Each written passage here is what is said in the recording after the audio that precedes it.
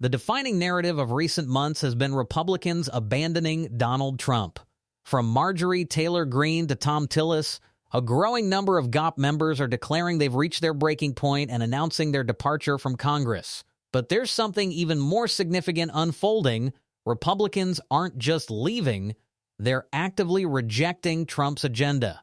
His signature initiatives, which critics argue have enabled unprecedented levels of corruption in the presidency, are now facing open rebellion from within his own party. We're witnessing Republicans not only walking away, but openly defying Trump, a development that appears to be infuriating him. It all begins with the mass congressional exodus we've observed. This article captures it perfectly, the widespread frustration among political figures who have simply had enough of Trump. And beyond those who are leaving, there's another faction, those who are staying specifically to obstruct his plans. I had an incident with a very nice country, Switzerland.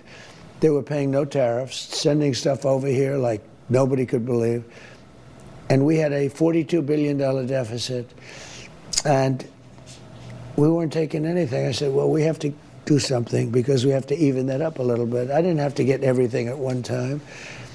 So I put on a 30% tariff, which is very low. Still, we were having a big deficit, but it was half the deficit.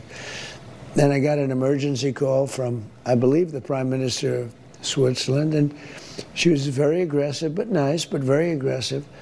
Sir, we are a small country. We can't do this. We can't do this. I couldn't get her off the phone. We are a small country.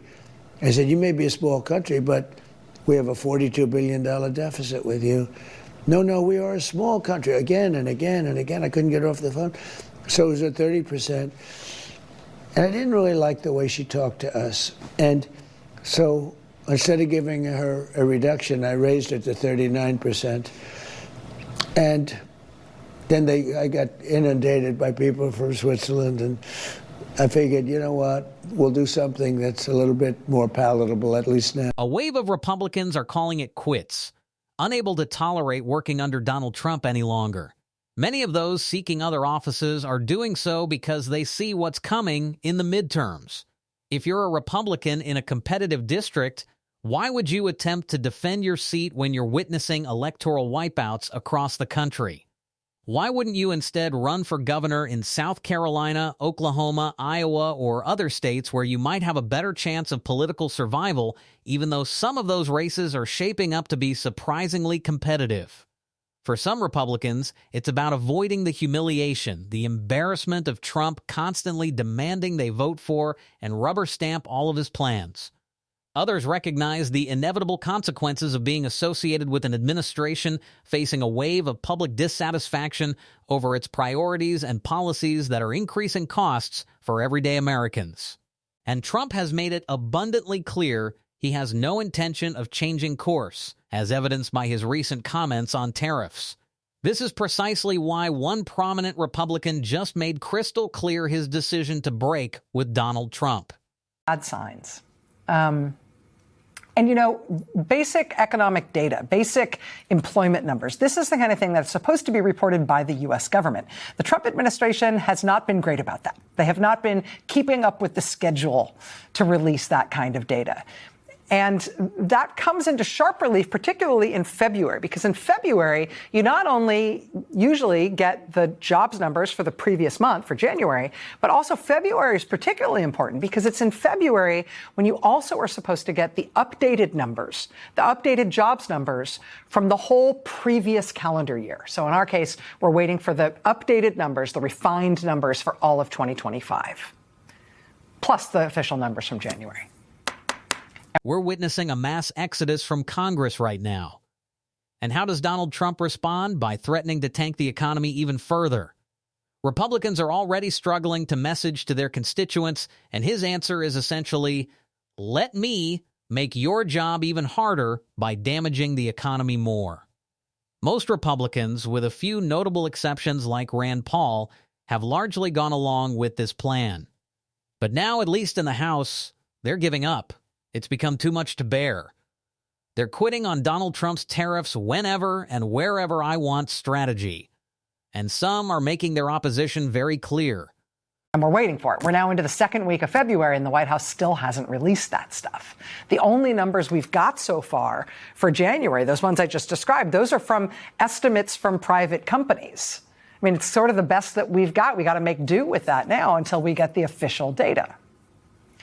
Well, they are finally saying that the official data, the official January data and the refined numbers for all of 2025, they are finally going to be released this Wednesday, February 11th. And who knows what that release will say. We'll see when it comes out. But I will tell you this. It's almost like the White House knows in advance that it's not going to be good news. At least 2 Republicans facing the end of their careers are finally saying, enough. I'm done. I cannot continue defending these tariffs. I cannot keep going along with Mike Johnson's plan to block any possible halt to what has become the most devastating economic policy of this administration. They argue that Donald Trump has crippled American industry and permanently damaged business prospects through his tariff policies. And we know why he's doing it. He said it himself in that interview clip, because he wants to. There's no justification. There's no logic behind it.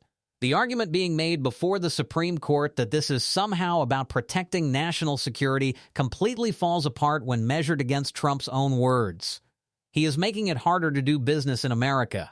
He is driving business away from America. All while job growth shrinks under his watch, manufacturing jobs are down 65,000 in the last year alone. This is why Republicans are giving up. This is why so many are leaving Congress. Because they know they'll lose their seats, or they know they'll be forced to support these plans. But now 2 Republicans are simply saying, I quit. I give up. I'm not doing this anymore. I cannot go along with this plan. Here's the thing. It's not that they care about the devastating impact on ordinary Americans. It's that this is devastating their political popularity. Republicans are cynical. They don't care about us. If they did, they wouldn't be cutting our health care. But they do care about where they stand politically. And right now, their standing is abysmal. Rachel Maddow broke this down further, examining just how bad Donald Trump's economy really is. The man ran on lowering prices and touting what he claimed was the most popular immigration plan in the country. And for a while, Donald Trump did have a relatively popular immigration plan. Then he enacted it. And that popularity tanked as quickly as we've ever seen any Trump policy collapse, perhaps only rivaled by the fallout from the Epstein files. Yet still, the media doesn't give it the coverage it deserves. Donald Trump's failing economy doesn't get the scrutiny it warrants, which is why, as I'll be emphasizing all week, we've launched our own second media operation. It's not just this channel, it's Shift Media. You can subscribe right here and watch new videos, or use the link in the pinned comment below. We need more liberal media out there, flooding algorithms that are currently dominated by right-wingers pushing talking points for Donald Trump. Please subscribe, it makes a real difference. Also, subscribe to this channel. Keep on fighting, y'all. Don't let them silence you. Until next time, I'll see you.